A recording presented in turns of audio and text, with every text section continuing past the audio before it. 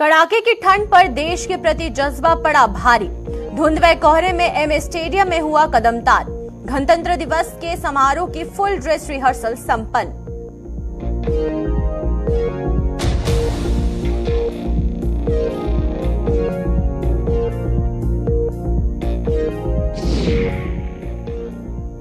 कठुआ में खनन माफिया के खिलाफ बड़ी कार्रवाई। 2 दिनों में अवैध खनन में जुटे 30 वाहन हुए जब्त।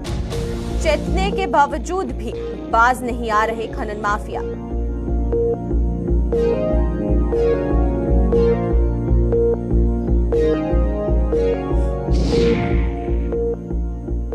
पर्यावरण को हुआ नुकसान में अब हो रही भरपाई। रामबन के कई इलाकों में फिर से लग रहे पेड़। 4 लेनिंग की वजह से हरा सोना हुआ बर्बाद।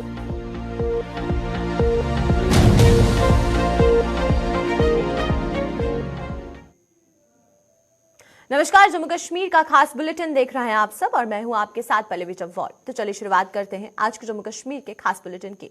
जम्मू में आज कड़ाके की ठंड भी गणतंत्र दिवस पर होने वाले प्रमुख समारोह की तैयारियों को अंतिम रूप देने से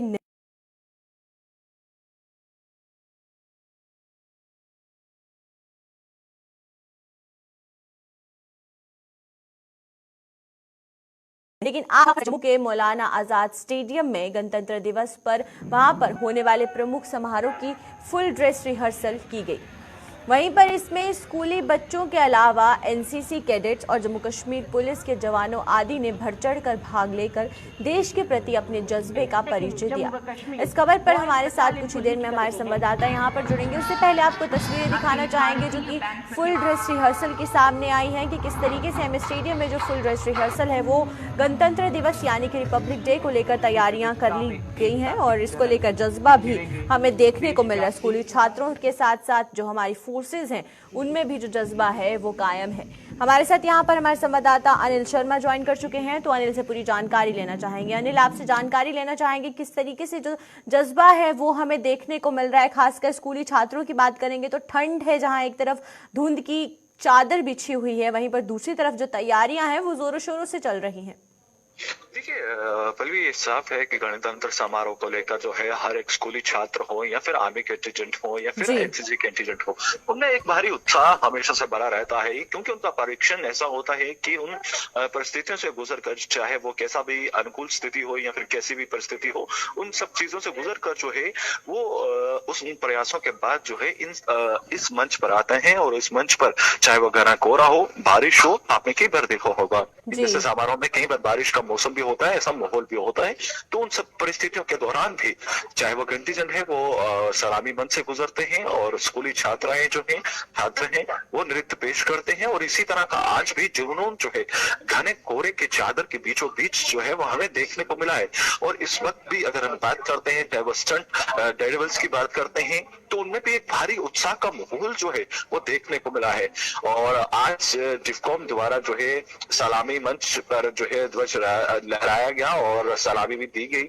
और उसी के बाद जो है रंगारंग कार्यक्रम, प्रस्तुतियां और कंटीजेंट का मार्च पास, ये सब चीज देखने को मिली और एक भारी उत्साह जो है वो लगातार देखने को मिल रहा है। और कहीं ना कहीं ये मंचा क्योंकि जो परिस्थितियां बदली हैं उनमें वो डब्ल्यू भी देखने को इस बार जो है गणतंत्र समारोह में देखने को मिला है।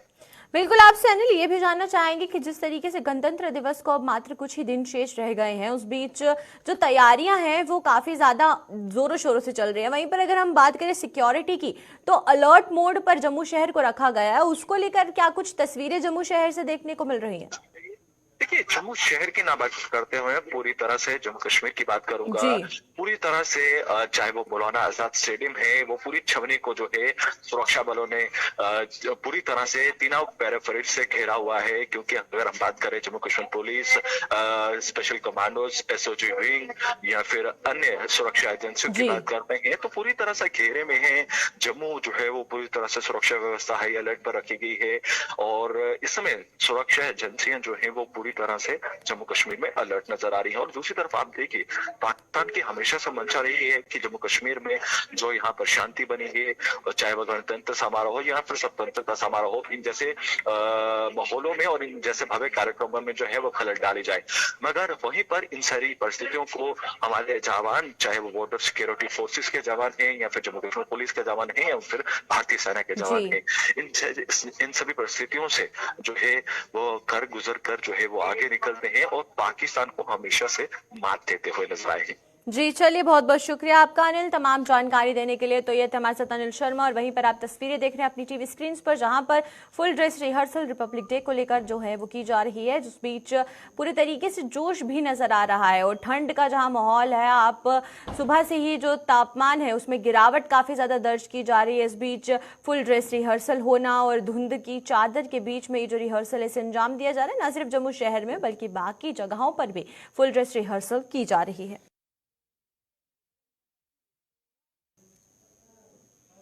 तो चलिए अब कठुआ की तरफ चलें। कठुआ जिले में खनन माफिया के खिलाफ लगातार कार्रवाई की जा रही है। पिछले 2 दिनों में ही खनन विभाग ने अवैध खनन में जुटे 30 वाहनों को जब्त किया है। बार बार चेताने के बावजूद भी खनन माफिया तरनाहा व अन्य नालों पर का सीना चीरने से बाज नहीं आ रहे हैं, और अब जिला प्रशासन ने इसके खिलाफ बड़ी मुहिम छेड़ दी है। इस पर पूरी जानकारी के लिए हमारे साथ हमारे संवाददाता कठुआ से कुछ ही देर में यहां जुड़ेंगे। लेकिन रात के अंधेरे में जिस तरीके से खनन की जा रही है, क्योंकि ये खबर हम बार बार प्रसारित करते हुए नजर आते हैं और मुख्यतः से इसे प्रसारित भी किया जाता है ताकि ये जो इलीगल माइनिंग हो रही है इस पर रोक लगाई जा सके। लेकिन वहीं पर कहीं ना कहीं ये जो खनन विभाग है वो आंखें मूंद कर बैठा है, क्योंकि जिस तरीके से ये खनन माफिया दिन दहाड़े और रात के अंधेरे का भी सहारा लेते हुए जो खनन है वो करते हुए नजर आ रहे हैं, और फिर भी इन पर कोई कदम नहीं उठाए जा रहे हैं। तो हमारे साथ यहाँ पर रंजीव मेहता ज्वाइन किए हुए हैं। रंजीव, आपसे जानना चाहेंगे कि 30 वाहनों को जब्त किया गया है, आगे कैसे कार्यवाही होगी, क्योंकि इससे पहले भी बहुत से वाहन हैं जिन्हें जब्त किया गया है, तो उन पर क्या कार्यवाही हुई है, इसके बारे में आप जानकारी दें। बिल्कुल पल्लवी, मैं बताऊं कि ये जो डिस्ट्रिक्ट माइनिंग ऑफिसर है उनकी तरफ से ये इलीगल जो माइनिंग में इन्वॉल्व थे, जो जितने भी व्हीकल जो अवैध रूप से माइनिंग करते हैं उनके ऊपर ये शिकंजा कसा गया है, जिसके चलते पिछले 2 दिनों से में पुलिस और माइनिंग विभाग ने अलग अलग अपनी ऑपरेशंस के जो दिन और रात में करके करीब 30 के करीब जो वाहन है उनको जब्त किया है, जो अवैध रूप से माइनिंग का मटेरियल और फिनिश माल जो था बिल्डिंग मटेरियल का, ये जो रेत बजरी, इसको ले जाने वाले को जब्त किए हैं वाहन, और करीब 12 से अधिक वाहनों को के ऊपर जुर्माना भी जो है वो किया गया ऑन द स्पॉट, जो कि ओवरलोड थे, क्योंकि तयशुदा मानकों से ज्यादा बार जो ज्यादा मटेरियल लेके जा रहे थे पंजाब की तरफ जाने वाले जो ट्रॉले थे उनको किया है। जियोलॉजी माइनिंग जो विभाग है, district mining officer Dharmendra Singh Rana के नेतृत्व में जो ऑपरेशन पहला हुआ उसने 23 वाहनों को जो है उनको जो फिनिश माल और रॉ मटेरियल जो लेकर जा रहे थे उनके ऊपर कार्रवाई करते हुए 5 डंपर, 8 हैवी ट्रॉले जो पंजाब बेस्ड थे और 10 ट्रैक्टर और ट्रॉलीज को जो है वो जब्त किया जी। तो वहीं पर जिस तरीके से इलीगल माइनिंग को अंजाम दिया जा रहा है, इस बीच आप तस्वीरें देख रहे हैं जो कठुआ से सामने आ रही हैं, और रंजीव ने भी जानकारी दी इसको लेकर कि 30 वाहन ऐसे हैं जिन्हें जब्त किया गया है, और उसके बाद ये कार्यवाही जिला प्रशासन द्वारा बड़ी कार्यवाही की गई, जिसको ध्यान में रखते हुए अब आगे भी जो इलीगल माइनिंग लोग करते आएंगे उनके खिलाफ कड़ी से कड़ी कार्रवाई की जाएगी।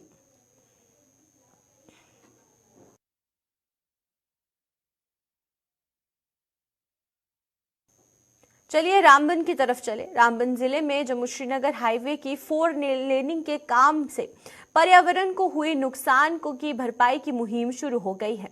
इस परियोजना के कारण हरा सोना कहे जाने वाले हजारों पेड़ों को काटना पड़ा था, और अब केंद्र सरकार के सहयोग तय किया है। आज आदरणीय प्रधानमंत्री मोदी जी के नेतृत्व में हमारी जो केंद्र की सरकार है तथा राज्य की सरकार द्वारा भी अनेक योजनाएं हमारी बेटियों को और अधिक आत्मनिर्भर बनाने के लिए, उनको सशक्त बनाने के लिए हमने उन योजनाओं को आगे बढ़ाया है। हमारी सरकार ने अभी पिछले दिनों आप सबको ध्यान में होगा कि हमारी मातृशक्ति के उत्थान के लिए हम लोग भली भांति जानते हैं, सरकार में काम करते हैं, आप सबके आशीर्वाद से सेवा करने का जो अवसर हमें मिला है, हम उन्हीं परिस्थितियों में, स्थितियों में पैदा हुए हैं, बड़े हुए हैं, उनको जिया है। इसलिए हम देखते हैं कि कितनी परेशानियां हमारी मातृशक्ति को होती है। पता नहीं कितने सारे तो बच्चे, और हम लोगों के समय में क्या अभी भी बहुत सारी जगह है जहां पर माँ घास काटने जाती है और वहीं बच्चे पैदा हो जाते हैं। उन परिस्थितियों को देखा है कि कभी जानवरों को भी घास खिला रही हैं, चारा दे रही हैं, या जंगल से काट के ला रही हैं, और उसके बाद बच्चों के लिए खाना भी बना रही हैं, चूल्हा भी फूंक रही हैं। वो स्थितियां धीरे धीरे बदली हैं देश के अंदर, जहां बेटी पढ़ाओ और बेटी बचाओ अभियान हमारे प्रधानमंत्री जी ने शुरू किया। वहीं आज हमारी जो मातृशक्ति है उसको अनेक योजनाओं से जोड़ने का काम, अनेक सुविधाएं उनकी सहायता के रूप में पहुंचाने का काम, चाहे हर घर से नल जल की व्यवस्था हो, या प्रत्येक परिवार में गैस का कनेक्शन पहुंचाना हो, सिलेंडर पहुंचाना हो, आवास देना हो, आयुष्मान भारत की योजना का लाभ देना हो, या पंडित दीनदयाल उपाध्याय ऋण योजना के तहत ऋण लेकर स्वयं सहायता समूह के माध्यम से, अन्य माध्यमों से उनको सहायता पहुंचाने का काम हो। ये केंद्र की सरकार और राज्य की सरकार दोनों ही कर रहे हैं। मैं पिछले दिनों विकसित भारत संकल्प यात्रा के लाभार्थियों से बात कर रहा था, तब मैंने देखा, और मैं पूरे राज्य के अंदर जो ईजाबैणी, चेली बारी, ऐसे अनेक कार्यक्रम प्रदेश के 6 जिलों में अभी तक हो गए हैं। बागेश्वर में, नैनीताल में, उधम सिंह नगर में, उत्तरकाशी में, टिहरी में, पिथौरागढ़ में। बिल्कुल, देखिए पल्लवी, मैं आपको एक चीज बता दूं, क्योंकि इसकी मेंटेनेंस की जहां बात है, क्योंकि डिपार्टमेंट ऑफ फॉरेस्ट का ही एक विंग है जो नेशनल हाईवे की जो सॉइल इरोजन हुआ है इसको मेंटेन करने के लिए यहाँ पहुंचा है। लेकिन अगर देखिए प्लांटेशन ड्राइव होकर उसके बाद उस पर बराबर जो है वो नेट टाइप भी वहां पे उसको यूटिलाइज किया जाए, अप्लाई किया जाए उस पर, ताकि जो सॉइल इरोजन न हो सके। तो जाहिर सी बात है फॉरेस्ट डिपार्टमेंट के पास, चाहे हम फॉरेस्ट डिवीजन रामन की बात करें, फॉरेस्ट डिवीजन बटोत की बात करें, दोनों के पास ही पहले से ही एम्प्लॉयज है जहां पे जो यहाँ पर क्लोजर लगाए गए हैं, जहां प्लांटेशन ड्राइव होती है उसको, उसकी देखरेख के लिए उन्हें तैनात किया जा रहा है। तो कुल मिलाकर हम देखें, एक तरफ प्लांटेशन ड्राइव है तो उसके बाद देखभाल के लिए जो मुलाजमीन है, जिसमें वाचर है, फॉरेस्ट गार्ड है, ब्लॉक ऑफिसर है, रेंज ऑफिसर्स है, वो तमाम चीजों को मॉनिटर करते हैं ताकि लोगों को परेशानी ना हो, और जो सॉइल एरोजन हुआ है, एनवायरमेंटल इंबैलेंस हुआ है, उसको कहीं ना कहीं मेंटेन किया जा सके। जी पल्लवी। जी चलिए, बहुत बहुत शुक्रिया आपका नदीम तमाम जानकारी देने के लिए। तो ये थे हमारे साथ नदीम इकबाल। और वहीं पर जिस तरीके से पर्यावरण को नुकसान जो पहुंचाया गया था उस समय कंस्ट्रक्शन के लिए 4 लेनिंग का काम किया जा रहा था हाईवे को, उसको अब रिवाइव करता हुआ हमें यहाँ पर केंद्र सरकार नजर आ रही है।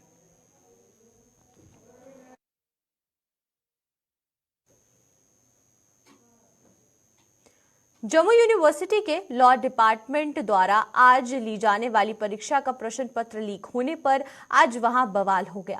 परीक्षा देने पहुंचे स्टूडेंट्स ने आज जम्मू यूनिवर्सिटी प्रशासन के खिलाफ जोरदार प्रदर्शन कर इस पूरे मामले की जांच की मांग की है। उन्होंने कई अन्य आरोप भी यूनिवर्सिटी प्रशासन पर लगाते हुए उन्हें प्रताड़ित करने का आरोप लगाया है।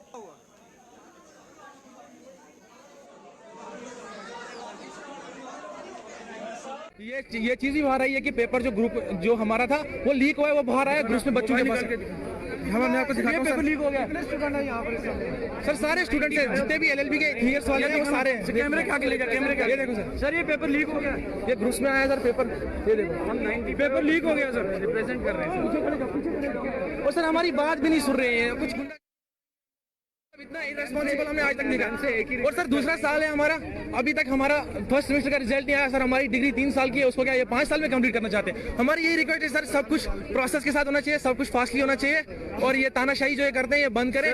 और आज सबसे बड़ी चीज, हम अभी एग्जाम दे रहे थे, हम अभी कुछ स्टूडेंट जो 4-5 पकड़ के अंदर लेके गए एग्जाम देने के लिए, उन स्टूडेंट्स में से भी किसी ने पेपर लीक किया, वो पेपर बाहर आया।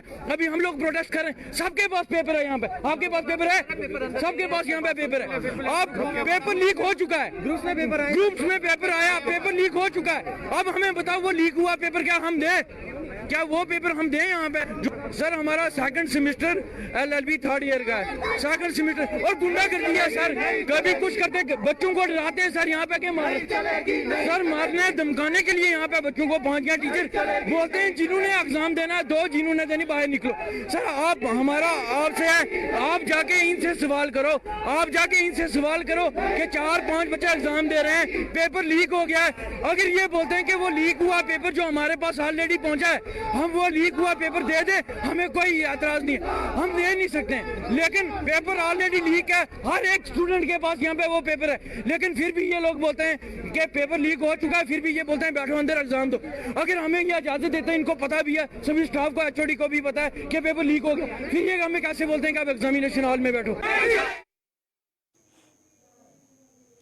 जम्मू व इसके आसपास के इलाकों में पिछले कुछ दिनों से मौसम की बेरुखी का खामियाजा टैक्सी ऑपरेटर को भुगतना पड़ रहा है। धुंध व कोहरे की वजह से कई रेल व हवाई यातायात प्रभावित होने से टैक्सी ऑपरेटर नुकसान उठाने को मजबूर हो रहे हैं। आज जम्मू में आने जाने वाले कई उड़ानें और रेलगाड़ियां रद्द कर दिए जाने से टैक्सी ऑपरेटर हाथ पर हाथ धरे हुए बैठे हुए हैं। और तो और जम्मू पहुंचने वाले इक्का दुक्का रेलगाड़ियों से आए पर्यटक भी कोहरे के कारण अपनी मंजिल तक नहीं पहुंच पा रहे हैं।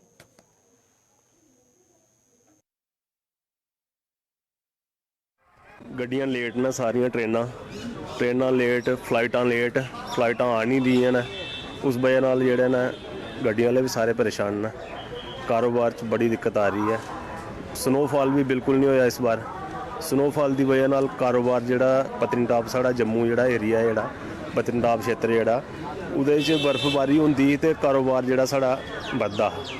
हुण साड़ा कारोबार जिहड़ा बिल्कुल जिहड़ा घट गया ठंड की वजह नाल और बर्फ ना पैण की वजह नाल। सर जिहड़ी धुंध पवा रही है, समझ लो कि 1 महीना होई है इत्थे सूरज निकले दे, ਇਹਦੇ कन्नै काफ़ी परेशानी आ रही है। ਜਿਹੜਾ नार्मल टैंपरेचर है ਉਹਦੇ ਕੋਲੋਂ भी 8 डिग्री ਜਿਹੜਾ टैंपरेचर घट है।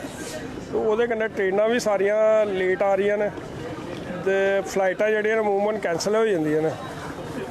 ते गड्डी वाले दा ਜਿਹੜਾ कारोबार है, जियां अस टैक्सी का साड़ा कारोबार है, असें भी बड़ी दिक्कत है क्योंकि कम काज इसलिए है नहीं। ट्रेनां लेट होने करिए, फ्लाइटां कैंसल होने करिए, धुंध इन्नी ज़्यादा है, सर्दी बहुत ज़्यादा है, तो लोग भी नहीं आ रहे हैं ठंड की वजह कन्नै।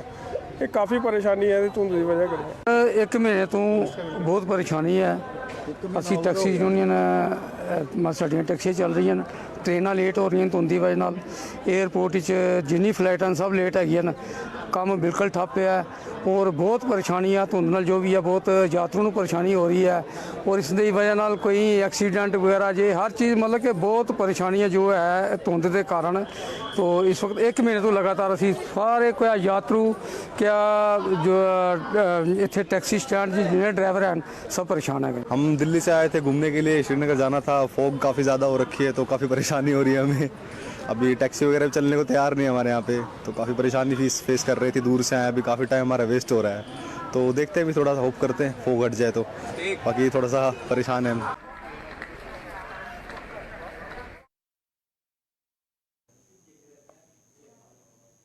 जम्मू और इसके आसपास के इलाकों में घने कोहरे से लोगों को अभी भी निजात नहीं मिला है। घने कोहरे के कारण पूरा इलाका शीतलहर की चपेट में है। कड़ाके की सर्दी के कारण अस्पतालों में भी मरीजों की संख्या में बढ़ोतरी हो रही है।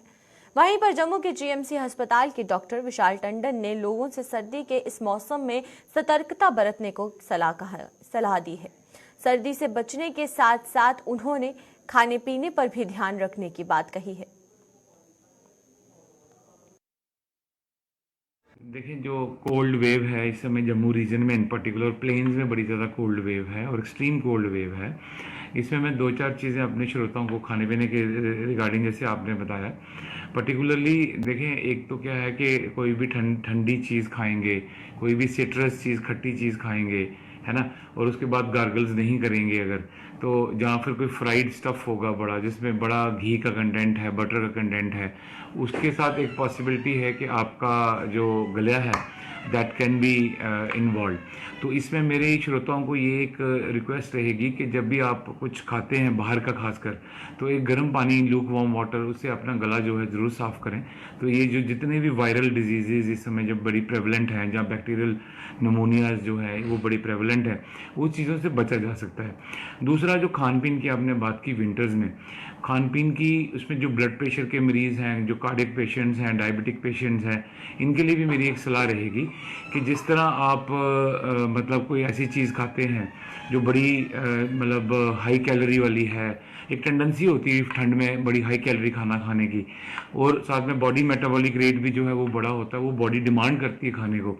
तो दूसरा, हीटिंग का जो पोटेंशियल है, भाई आप हीटिंग बड़ी ज़्यादा यूज़ करते हैं फॉर एग्जांपल, तो वो सब चीज़ें, पानी कम पीते हैं क्योंकि पानी की पीने की इच्छा ही नहीं होती विंटर्स में, ये सारी चीज़ें जो हैं आपको जो है वनरेबल करती हैं टूवर्ड्स, जिसको हम बोलते हैं ब्लड प्रेशर को बढ़ने में, जिनका बीपी है, जिनका नहीं भी है। तो ये चीज़ें ज़रा ध्यान रखें कि अपना खान पीन, पानी, इन सब चीज़ों पे बिल्कुल अपना भी पर्टिकुलर रहें। तो मुझे लगता है जो इवन ये हार्ट के पेशेंट्स हैं या जो ब्लड प्रेशर के पेशेंट्स हैं, डायबिटिक हैं, ये अपनी डायबिटीज़, ब्लड प्रेशर, हार्ट की डिजीज़, इन सब को कंट्रोल जो है कर सकते हैं। तो ये मेरी सलाह रहेगी, मतलब अपने आप को एडिक्वेट क्लोथिंग करें, अच्छे कपड़े पहन के रखें, अपने आप को फैशन भी करें, तो अच्छा एक कपड़ों का पहनना जो है बड़ा इंपॉर्टेंट है, अपने आप को कवर्ड रखें, एक्सट्रीम वेरिएशन ऑफ टेम्परेचर से बचें। तो चलिए, अब तक के जम्मू कश्मीर के खास बुलेटिन में फिलहाल इतना ही। आप मुझे दीजिए इजाजत। नमस्कार।